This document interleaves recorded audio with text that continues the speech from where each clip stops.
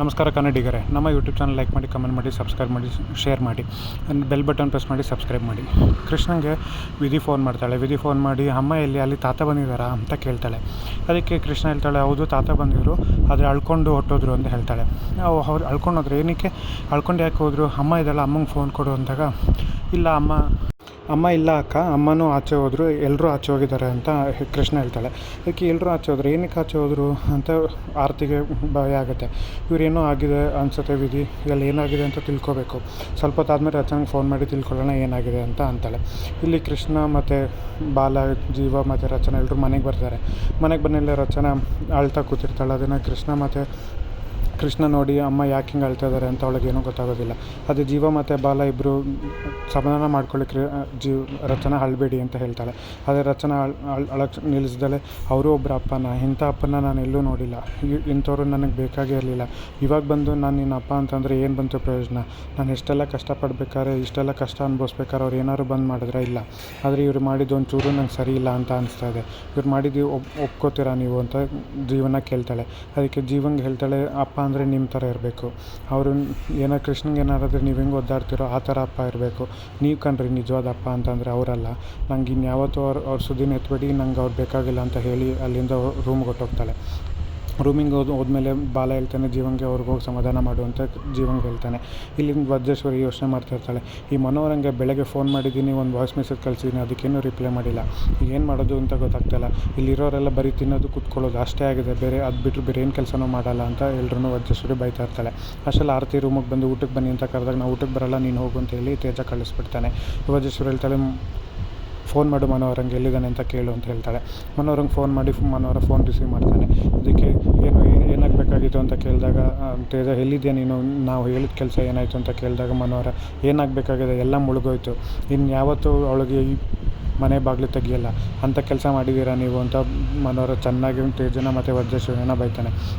ಮನೋಹರ ಹೇಳ್ತಾನೆ, ಆ ವಜ್ರೇಶ್ವರಿ ಅಲ್ಲಿ ಪಕ್ಕದಲ್ಲಿ ನಿಂತಿದ್ದಾಳೆ, ಅವಳು ಕೇಳಿಸ್ಕೊಳ್ಳೋಕೆ ಹೇಳು, ಎಲ್ಲ ವಿಷಯ ಗೊತ್ತಾಯಿತು, ಏನೇನು ಉಳಿಸಿದಾಳು ಅವಳು ಮಾಡೋಕ್ಕೆ, ಎಲ್ಲ ವಿಷಯ ಗೊತ್ತಾಗಿ ನನ್ನ ಮಗಳನ್ನ ದೂರ ಮಾಡಿಬಿಟ್ಲು ಕೊನೆಗೂ, ಇನ್ನು ನಾನು ಸುಮ್ಮನೆ ಇರೋದಿಲ್ಲ, ನಾನು ಏನು ಮಾಡಬೇಕು ಅದನ್ನು ಮಾಡ್ತೀನಿ ಅಂತ ಮನೋಹರ ಹೇಳ್ತಾನೆ. ಅದಕ್ಕೆ ತೇಜ, ನೀನು ಎಲ್ಲಿದ್ದೆ ಹೇಳು, ಯಾಕೆ ಹಿಂಗೆಲ್ಲ ಮಾತಾಡ್ತಾ ಇದೆಯಾ, ಕುಡ್ಗಿಡ್ದಿದೆಯಾ ಅಂತ ಕೇಳ್ತಾನೆ. ಅದಕ್ಕೆ ಮನೋಹರ ಹೇಳ್ತಾನೆ, ನಾನೇನು ಕುಡ್ದಿಲ್ಲ, ಏನಾಗಬೇಕಾಗಿದೆ ಅದಾಗಿದೆ, ಇನ್ಮೇಲೆ ನನ್ನ ಸುದ್ದಿಗೆ ಯಾರು ನನ್ನ ಮಗಳು ಸುದ್ದಿಗೆ ಬಂದರೆ ನಾನು ಸುಮ್ಮನೆ ಇರಲ್ಲ ಅಂತ ವಜ್ರೇಶ್ವರಿಗೆ ಚೆನ್ನಾಗಿ ಬೈತಾನೆ. ಆಗ ತೇಜ ಹೇಳ್ತಾನೆ, ನೀನು ಎಲ್ಲಿದ್ದೆ ಹೇಳು, ನಾನೇ ಬಂದು ನಿನ್ನ ಕರ್ಕೊಂಬರ್ತೀನಿ ಅಂತ ಹೇಳ್ತಾನೆ. ಅದಕ್ಕೆ ಮನೋಹರ, ನೀನೇ ಬರೋದು ಬೇಡ, ನಾನು ಬರಲ್ಲ ಅಂತೇಳಿ ಫೋನ್ ಇಟ್ಬಿಡ್ತಾನೆ. ವಜ್ರೇಶ್ವರಿ ಹೇಳ್ತಾಳೆ, ಅವ್ನು ಹೆಂಗಾರ ಮಾಡಿ ಉಪಾಯವಾಗಿ ಮನೆ ಕರ್ಕೊಂಬರ್ಬೇಕು ತೇಜ ಅಂತ ತೇಜನ ಹತ್ರ ಹೇಳ್ತಾಳೆ. ಇಲ್ಲಿ ರಚನಾ ರೂಮಲ್ಲಿ ಅಳ್ಕೊಂಡು ಕೂತಿರ್ಬೇಕಾದ್ರೆ ಜೀವ ಸಮಾಧಾನ ಮಾಡೋಕ್ಕೆ ಬರ್ತಾನೆ. ಅದೇ ಸಮಾಧಾನ ಮಾಡೋಕ್ಕೆ ಬರ್ಬೇಕಾದ್ರೆ ತಟ್ಟೆಯಲ್ಲಿ ಅವ್ರ ಅಮ್ಮಂದು ಸೀರೆ, ಬಳೆ ಎಲ್ಲ ಅವರಪ್ಪ ಕೊಟ್ಟಿದ್ದಾನೆ ಎಲ್ಲ ಎತ್ಕೊಂಬರ್ತಾನೆ. ಅದನ್ನು ಇಟ್ಕೊಂಬಂದಾಗ ರಚನಾ ಸೀರೆನ ನೋಡ್ತಾಳೆ. ಅವ್ರ ಸೀರೆ ನೋಡಿ ಅವ್ರ ಅಮ್ಮನೇ ಅವಳಿಗೆ ನೆನಪಾಗ್ತಾಳೆ. ನೆನಪಾದಾಗಿದ್ದು ಅಮ್ಮನ ಸೀರೆ. ಇದು ಜೀವ ಹೇಳ್ತಾನೆ, ಇದು ನೋಡಿ, ಇದು ನಿಮ್ಮ ಅಮ್ಮನ ಬಳೆ, ಇದನ್ನೆಲ್ಲ ನೀವು ಇಟ್ಕೊಂಡ್ರೆ ಅವ್ರ ಆಶೀರ್ವಾದ ನಿಮಗೆ ಸಿಗ್ದಂಗೆ ಆಗುತ್ತೆ, ದಯವಿಟ್ಟು ಬೇಡ ಅನ್ಬೇಡಿ ಅಂತ ಹೇಳಿ ಅದನ್ನು ಕೊಡ್ತಾನೆ. ಆದರೆ ರಚನಾ ಸೀರೆ ಮಾತ್ರ ತೊಗೊಂಡು ಅಮ್ಮ ಅಂತ ಹೇಳಿ ಅಳಕ್ಕೆ ಶುರು ಮಾಡ್ತಾಳೆ. ನೀನಿದ್ದಿದ್ರೆ ಚೆನ್ನಾಗಿರ್ತಿತ್ತು, ಇದನ್ನೆಲ್ಲ ಅದು ಬಿಡ್ತಿರ್ಲಿಲ್ಲ ಅಲ್ವಾ ಅಮ್ಮ ಅಂತ ಹೇಳಿ ಅಳ್ತಾಳೆ. ಆಗ ಜೀವ ಸಮಾಧಾನ ಮಾಡ್ತಾನೆ, ನೀವೇನು ತಲೆ ಕೆಡ್ಸ್ಕೊಬೇಡಿ, ನಿಮ್ಮ ಜೊತೆ ನಾನು ಇರ್ತೀನಿ, ಯಾವಾಗಲೂ ನಾನು ಇರ್ತೀನಿ ಅಂತ ನಿಮ್ಗೆ ನಂಬಿಕೆ ಇದೆಯಲ್ಲ ಅಂತ ಜೀವ ರಚನೆಗೆ ಹೇಳ್ತಾನೆ. ಅದಕ್ಕೆ ರಚನೆ ಹೇಳ್ತಾಳೆ, ನಂಗೆ ನಂಬಿಕೆ ಇದೆ, ಆದರೆ ಅಪ್ಪ ಅದನ್ನು ಇಂಥ ಕೆಲಸ ಮಾಡೋದು ಎಷ್ಟು ಮಟ್ಟಿಗೆ ಸರಿ, ಯಾರಿಗೆ ಅವ್ನಿಗೆ ಹೇಳಿದ್ದು ವಜ್ರೇಶ್ವರಿಗೆ ನನ್ನ ದಾನ ಮಾಡುವಂತ, ದಾನ ಮಾಡಿದ್ರಲ್ಲ, ನಾನು ಕಷ್ಟದಲ್ಲಿ ಇರ್ತೀನಿ ಅಂತ ಗೊತ್ತಾದಾಗ ಅವರು ನನ್ನ ಮಗಳು ಅಂತ ಹೇಳಬೇಕಿತ್ತಲ್ವ, ಅವರು ಇಷ್ಟೆಲ್ಲ ಮಾಡಿದಾರಲ್ಲ, ನಾನು ಹೆಂಗಿದ್ದನ್ನು ಸಹಿಸ್ಕೊಳ್ಳಿ, ನಾನು ಹಿಂಗೆ ಇದನ್ನು ತೊಗೊಳ್ಳಿ, ನಂಗೆ ಏನು ಮಾಡಬೇಕಂತಲೇ ಗೊತ್ತಾಗ್ತಿಲ್ಲ ಅಂದ್ಕೊಂಡು ಬಾಗಿಲು ಹೊರ್ಕೊಂಡು ರಚನಾ ಅಳೋದಕ್ಕೆ ಶುರು ಮಾಡ್ತಾಳೆ. ಅಳ್ತಾನೆ ಇರ್ತಾಳೆ. ಅವನಿಗೆ ಸಮಾಧಾನ ಹೇಗೆ ಮಾಡೋದು ಅಂತ ಜೀವಂಗೆ ಗೊತ್ತಾಗ್ದಲೇ ಸುಮ್ಮನಾಗ್ಬಿಡ್ತಾನೆ. ರಚನಾ ನನಗೇನು ಮಾಡಬೇಕಂತ ಗೊತ್ತಾಗ್ತಿಲ್ಲ ಅಂತ ಜೀವ ಅಂತ ಹೇಳ್ಕೊಂಡು ಹತ್ಕೊಂಡು ಜೀವನ ತಪ್ಕೊಂಡ್ಬಿಡ್ತಾಳೆ.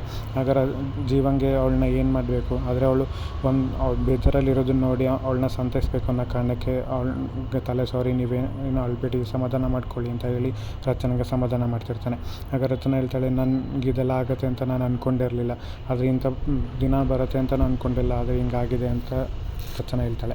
ಅದಕ್ಕೆ ಜೀವ ಹೇಳ್ತಾನೆ, ನೀವೇನು ಅಂದ್ಕೊಳ್ದಿದ್ರೆ ಒಂದು ಮಾತು ಹೇಳ್ತೀನಿ, ನೀವು ಅದನ್ನು ನಿಮ್ಗೆ ಇಷ್ಟ ಇದ್ದರೆ ಅದನ್ನು ಮಾಡ್ಬೋದು, ಇಲ್ಲಾಂದರೆ ಬೇಡ ಅಂತ ಜೀವ ಹೇಳ್ತಾನೆ.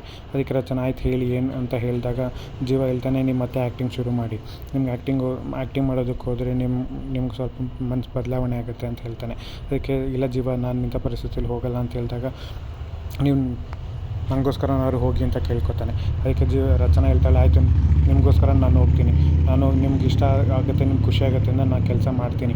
ನಮ್ಮ ಅಪ್ಪ ಒಂದೇ ಕೆಲಸ ಚೆನ್ನಾಗಿರೋದು ಮಾಡಿರೋದು ಅಂದರೆ ನಿಮ್ಮನ್ನು ಗಂಡನಾಗಿ ಸೆಲೆಕ್ಟ್ ಮಾಡಿದ್ದು ಅಂತ ರಚನಾ ಹೇಳ್ತಾಳೆ.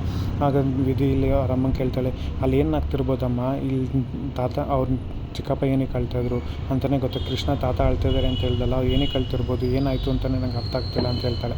ಅದಕ್ಕೆ ಆರ್ತಿ ಹೇಳ್ತಾಳೆ, ನೀನು ಅಬ್ಸರ್ವ್ ಮಾಡಿದ್ಯಾ ವಿಧಿ, ಯಾವಾಗಲೂ ಭಾವ ರಚನೆ ವಿಷಯ ಅಂತ ಬಂದಾಗ ತುಂಬ ಕರಗ್ತಾಯಿದ್ರು, ತುಂಬ ನೋವು ಪಡ್ತಾಯಿದ್ರು, ಅದು ತುಂಬ ಒಳಗೆ ಸಪೋರ್ಟಿವಾಗಿ ನಿಂತ್ಕೋತಾಯಿದ್ರು.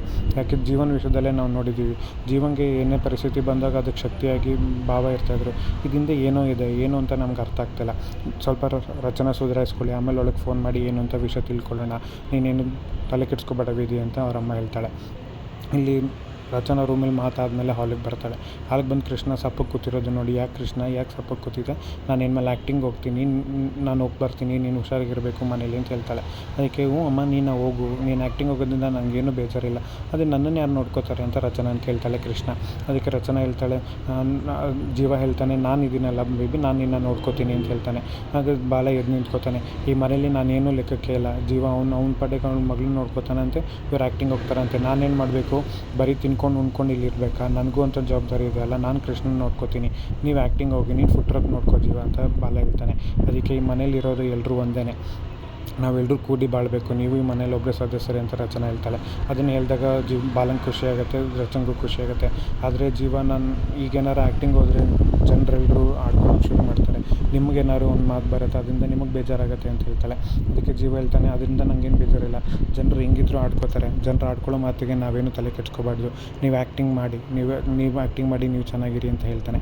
ಅದಕ್ಕೆ ರಚನೆ ಹೇಳ್ತಾಳೆ, ನೀವು ಹೇಳಿದ್ಮೇಲೆ ಮುಗೀತು, ನಾನು ಆ್ಯಕ್ಟಿಂಗ್ ಮಾಡ್ತೀನಿ ಅಂತ ಹೇಳಿ ರಚನೆ ಖುಷಿಯಿಂದ ಹೇಳ್ತಾಳೆ.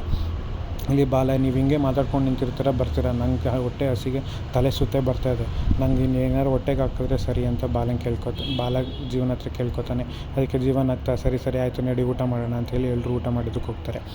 ರಾತ್ರಿ ಆಗ್ತದಂಗೆ ಬೆಳಗ್ಗೆ ಆದಮೇಲೆ ರಚನೆ ಸ್ನಾನ ಮಾಡಿ ರೆಡಿಯಾಗಿ ಬರ್ತಾಳೆ. ಕನ್ನಡಿ ಹತ್ರ ರೆಡಿಯಾಗಿ ಬಂದಾಗ ಕನ್ನಡಿ ಹತ್ರ ಸೀರೆ ಬಳೆ ತಟ್ಟೆ ಇರೋದನ್ನು ನೋಡ್ತಾಳೆ. ಆ ಸೀರೆ ತೊಗೊಂಡು ಅವ್ರ ಅಮ್ಮನ ನೆನಪೇ ಒಳಗೆ ಆಗುತ್ತೆ ಸೀರೆ ನೋಡಿದಾಗ. ಅದಕ್ಕೆ ಅವರಪ್ಪ ಕೊಟ್ಟಿದ್ದ ಬಳೆನ ಅವಳು ಹಾಕೋತಾಳೆ. ಅಲ್ಲಿಗೆ ಅವಳ ಮನಸ್ಸು ಸ್ವಲ್ಪ ಬದಲಾಗಿದೆ, ಸಮಾಧಾನ ಆಗಿದೆ ಅಂತ ಅರ್ಥ. ಬಳೆನೆಲ್ಲ ಹಾಕೋತಾಳೆ. ಅಷ್ಟರಲ್ಲಿ ಜೀವ ಅಲ್ಲಿಗೆ ಬರ್ತಾನೆ. ಜೀವ ಬಂದು ಏನು ರೀ ರೆಡಿ ಆಗ್ತಾಯಿದ್ದೀರಾ ಅಂತ ಹೇಳ್ತಾನೆ. ನೀವು ಇವತ್ತಿಂದ ಆ್ಯಕ್ಟಿಂಗ್ ಹೋಗಿ ಕೇಳಿದ್ರಲ್ಲ, ಹಾಗಾಗಿ ನಾನು ರೆಡಿ ಆಗ್ತಾಯಿದ್ದೀನಿ, ಅದೇ ಫಸ್ಟ್ ಮೂವಿ ಯಾವ್ದು ಮಾಡಲಿ ಅಂತ ಅಂದಾಗ, ಅದೇ ದೊಡ್ಡಣ್ಣವ್ರು ಬಂದಿದ್ದಾರೆ, ಅವ್ರ ಮೂವಿನ ಅರ್ಧಕ್ಕೆ ನಿಲ್ಲಿಸಿದಿರಲ್ಲ, ಆ ಮೂವಿ ಮಾಡಿ ಅಂತ ಹೇಳ್ತಾನೆ.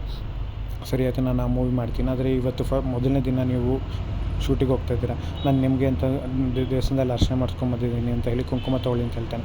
ನೀವೇ ಇಡಿ ಅಂತಂದಾಗ ರಚನೆ ಹೇಳಿದಾಗ ಜೀವ ಕುಂಕುಮ ತೊಗೊಂಡು ರಚನೆಗೆ ಅಣೆಗಿರ್ತಾನೆ. ಇವತ್ತೇ ಸಂಚಿಕೆ ಮುಗಿತು. ಮುಂದೆ ಏನಾಗುತ್ತೆ